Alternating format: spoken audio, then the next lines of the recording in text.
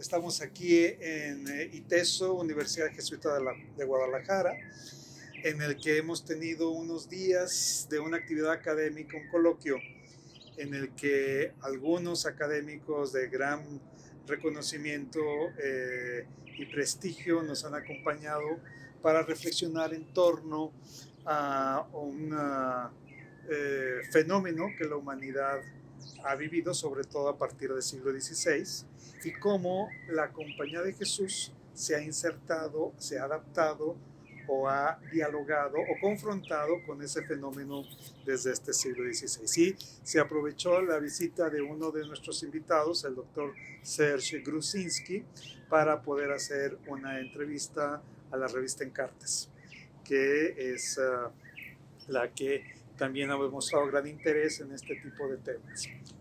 Serge Grusinski es una referencia académica no solo para el estudio de la historia de México, sino para el presente de México.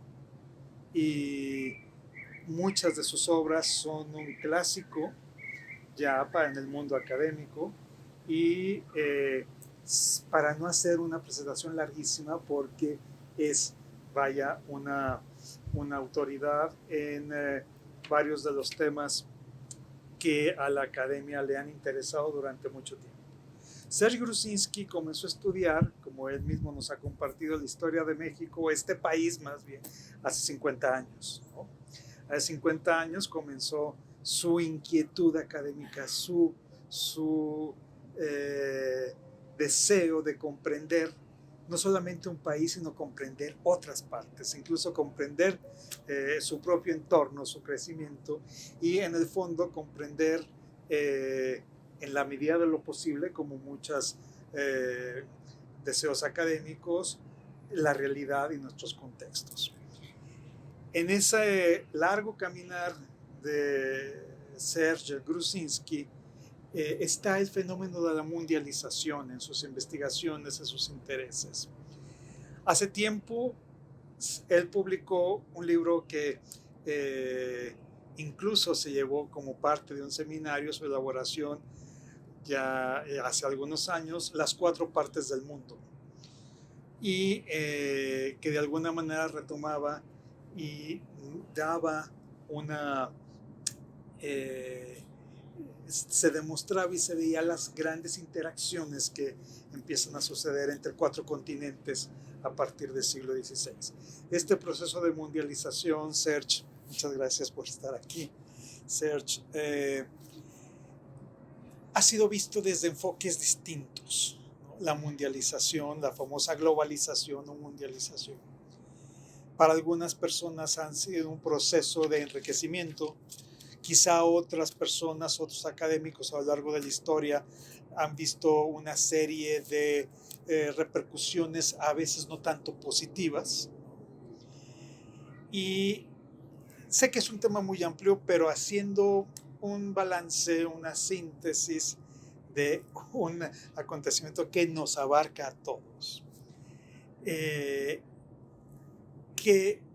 beneficios podríamos decir, qué enriquecimientos para un continente y para otro, no solamente para una sección del planeta, del globo, ha generado este proceso de mundialización, que también ubico, proceso es procesual?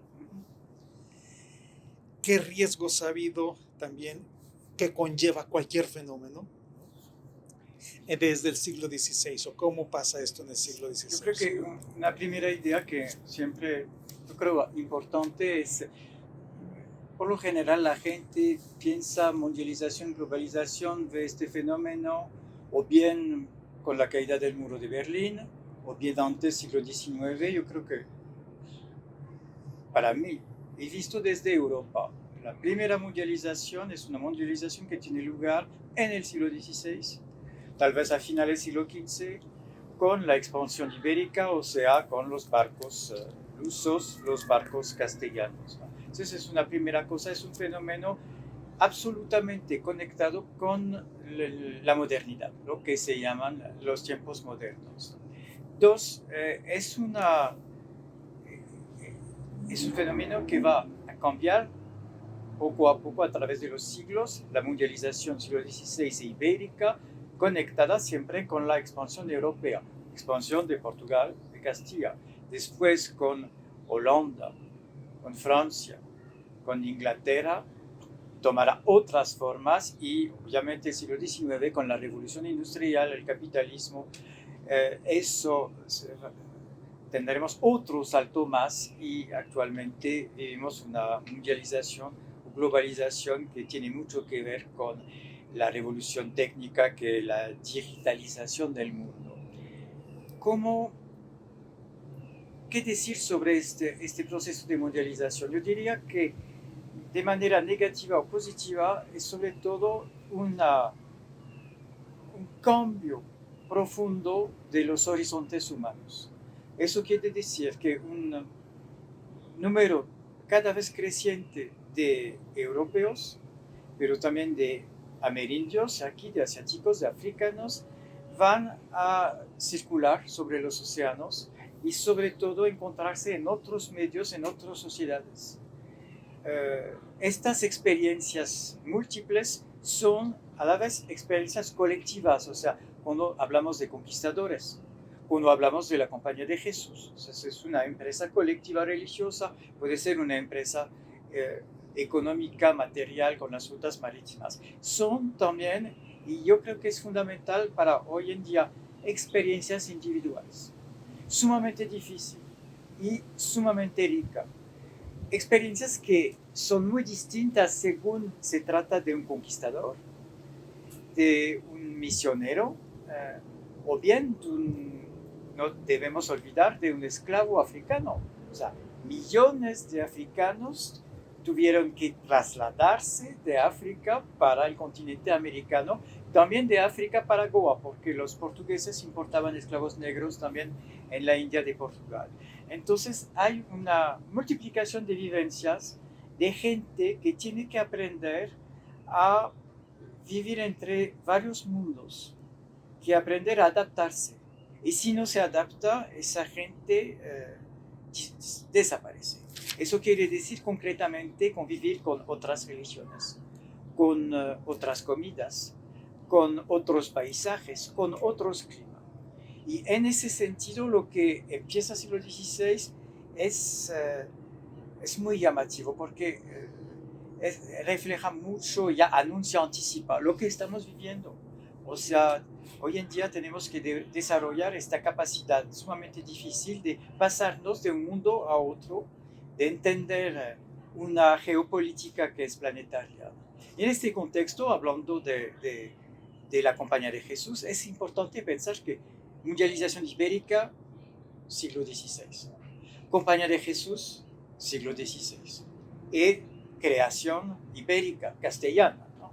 O sea, hay en el siglo XVI, y yo creo que sería la diferencia con lo que vivimos hoy en día, la única manera de concebir lo universal es el cristianismo. Y concebir lo universal es una cosa que también existía en la Edad Media, pero siglo XVI, eso quiere decir pensar el globo como una realidad que se puede percorrer en todos los sentidos. Y eso es la novedad del siglo XVI. Ahora, para poder justamente desplazarse de un mundo a otro, hay que desarrollar otro tipo de empresa y de empresa religiosa, y es interesante ver cómo la Compañía de Jesús se va a adaptar a esta geopolítica planetaria. Las órdenes mendicantes nacen en la Edad Media, en la Europa occidental. O sea, se desarrollan durante siglos en un espacio importante, pero en un espacio continental. Casi inmediatamente la Compañía de Jesús va a extenderse, y eso es muy bien conocido, hasta la India, San Francisco Javier, a 1549 llega en Brasil. O sea, hay una institución que nace y se adapta inmediatamente a la posibilidad de tener que funcionar entre los indios amazónicos, que son indios, entre comillas, muy primitivos, o bien en Japón o en China, con los países más civilizados del mundo. Yo creo que yo lo veo así. Entonces es a nivel de... La novedad son esas experiencias humanas, colectivas, individuales, que pueden ser éxitos fabulosos, que muchas veces son fracasos. ¿Cuánta gente muere durante estas travesías sobre los océanos? ¿No? ¿Cuántos fracasos? Pero ya hay algo que empieza, ¿no? Y algo que estamos viviendo hoy en día que se está volviendo la realidad cotidiana poco a poco de casi todos los seres humanos que nosotros vivimos sobre este planeta. Sí, ahora que hablabas de, bueno, estos son unos aspectos que también de alguna manera han minado, ¿no?, la pérdida de vidas humanas, más allá incluso del uso de armas, enfermedades, epidemias, de todo, ¿no? Hay un término también que en estos días se ha mencionado de este coloquio, que es el término de colonización. Y en el término de colonización, antes de esta globalización, de esta mundialización, había otros procesos de colonización en Europa, Portugal, India, en fin, ¿no? Distintos tipos de colonización. La mundialización ibérica del siglo XVI,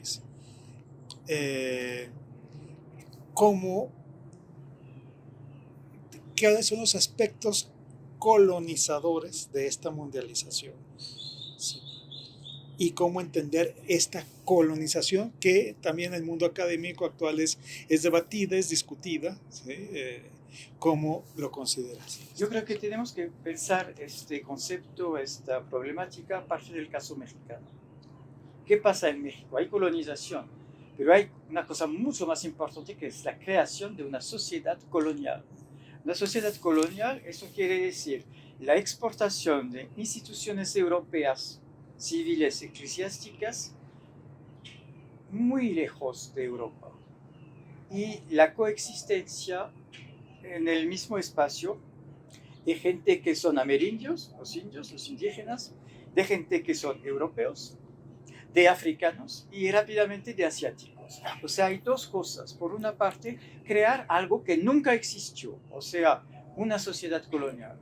Y es la primera sociedad colonial, la segunda va a ser la sociedad de Perú, la sociedad colonial de Goa y después los holandeses, los franceses, los alemanes, los ingleses crearán sociedades coloniales en el mundo entero. Pero la colonización se transforma en el hecho de que colonizar se vuelve un cuerpo social completamente distinto y en el cual hay un elemento para mí fundamental que es el mestizaje. Esta gente tiene que vivir todos juntos y por la primera vez son una gente que tiene una memoria africana, memoria amerindia, memorias que son ibéricas, hay franceses. Entonces hay que inventar, es la novedad, o sea, hay que improvisar una sociedad que nunca existió antes.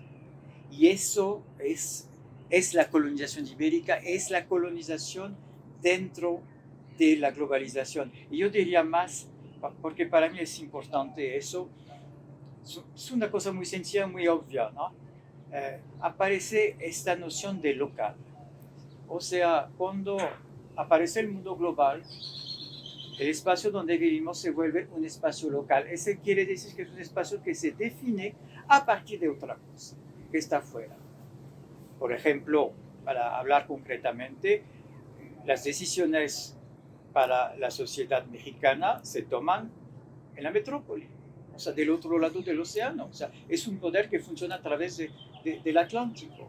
Las decisiones que se toman en la Compañía de Jesús proceden de Roma, pero pueden ser decisiones tanto para Cantón, para Nagasaki, para Goa, para Perú, para Potosí. Entonces, eso es el otro elemento. Aparece esta sociedad de un tipo completamente nuevo y esta sociedad se entiende únicamente porque funciona dentro de un contexto global de donde proceden una gran parte de las impulsiones, de las decisiones. Este contexto global, para sobrevivir, tiene que adaptarse, que interpretarse lo que llega, que transformarse.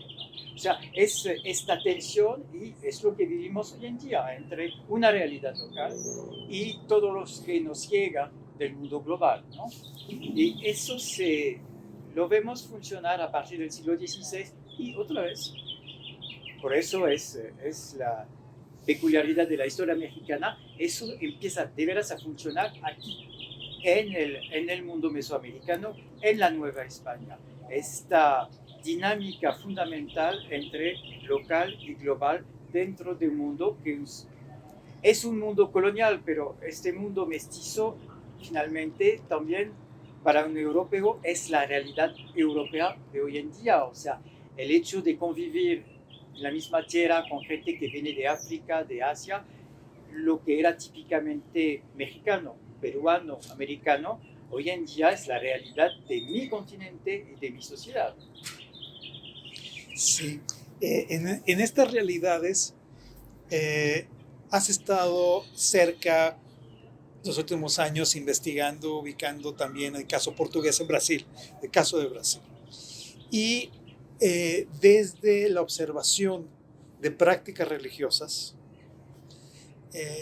se pueden ver paralelismos, unos paralelismos con el caso de algunas prácticas religiosas en México, otras prácticas religiosas en Brasil. Estos paralelismos actuales, para poder comprendernos, tenemos que remontar muchas veces no a 10 años, ni a 20, ni a 30, sino quizá a los inicios de un proceso de mundialización. Estos paralelismos, y que también tienen sus diferencias, también son producto de esta mundialización o son procesos distintos. Es decir, así como la fiesta en Belém de Pará que nos comentabas, ¿no? Con un relato en algunas maneras paralelo a Guadalupe, ¿sí? Esto es fruto de ese principio, de esa globalización del 16, son procesos que tienen que ver, que no tienen que ver,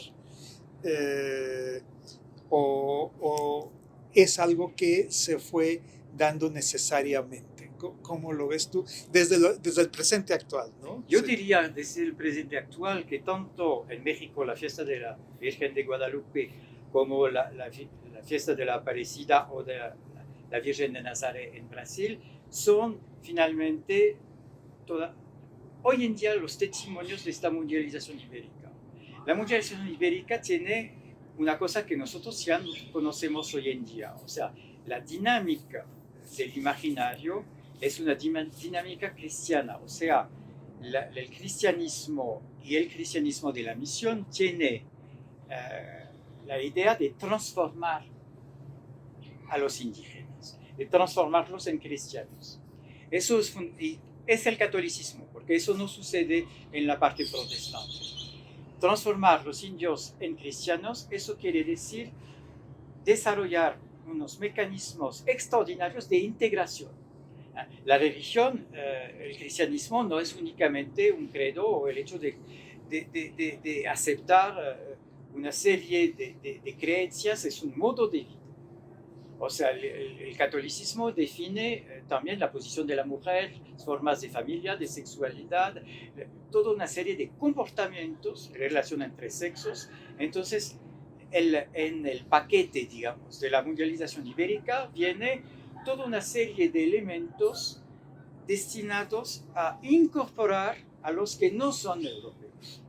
El resultado, o sea, eso arraigó estas prácticas, estas creencias de manera sumamente profunda. Estaba hablando del caso, por ejemplo, de la Nueva Ámsterdam con los holandeses o de la parte inglesa. Los holandeses muy rápidamente deciden que es absolutamente inútil de integrar a los indios en la sociedad colonial y de convertir a los indios es algo inútil. La Iglesia va a desarrollar una serie de instituciones y de inversiones materiales, financieras y espirituales enormes para transformar al otro. Se puede criticar, porque de cierta manera es una manera de dominar y de domesticar al otro, pero al mismo tiempo eso va a producir estas sociedades coloniales y que finalmente, bajo ciertos aspectos, estábamos hablando del catolicismo, de estas fiestas, sobreviven hasta hoy en día. Comparando Brasil con México, tenemos los mismos ingredientes, indígenas, portugueses o españoles e indios. Y tenemos el catolicismo. En el caso de México es más difícil porque la compañía llega bastante tarde. En Perú la compañía tiene un papel esencial como en Brasil. Entonces tenemos finalmente sociedades bastante parecidas porque, voy a dar un ejemplo para entender la importancia de esta dimensión religiosa. Mis colegas en Amazonia, en Brasil, estudian el impacto de la Compañía de Jesús sobre Amazonia. ¿Cuál es el resultado de las misiones de los jesuitas? Es la primera urbanización de Amazonia. O sea, si Amazonia hoy en día tiene ciudades y tiene una dimensión urbanizada que muchas veces se ignora, es por las misiones de los jesuitas. Los jesuitas consiguen en 50 años a crear misiones sobre una superficie gigantesca. Entonces, eso permite entender, ¿no?, el impacto de una institución religiosa. La urbanización, porque se crearon misiones, en las misiones se formaron a los indios, se mezclaron a grupos indígenas distintos, ¿no? Se crearon iglesias y lo que apareció hasta la expulsión de los jesuitas siglo XVIII fue toda una serie de pequeñas ciudades que después se van a desarrollar en el siglo XIX, el siglo XX, la urbanización. Y eso es fundamental porque los jesuitas eran los únicos capaces de penetrar en el interior y que tenían, y eso se estudia también bastante bien, un programa, cómo urbanizar a estos indios. Es un programa que aparentemente es mucho más que un programa religioso. O sea, cómo organizar las casas, cómo organizar la circulación de las materias, cómo hacer, y eso en otras misiones es lo mismo, cómo producir cosas para el mercado, para encontrar dinero, para poder construir iglesias. Entonces, urbanización, misión. Y hoy en día es fundamental para la realidad amazónica. Todas las ciudades amazónicas fueron misiones de la Compañía de Jesús. Serge, muchísimas gracias por este espacio. Muchísimas gracias.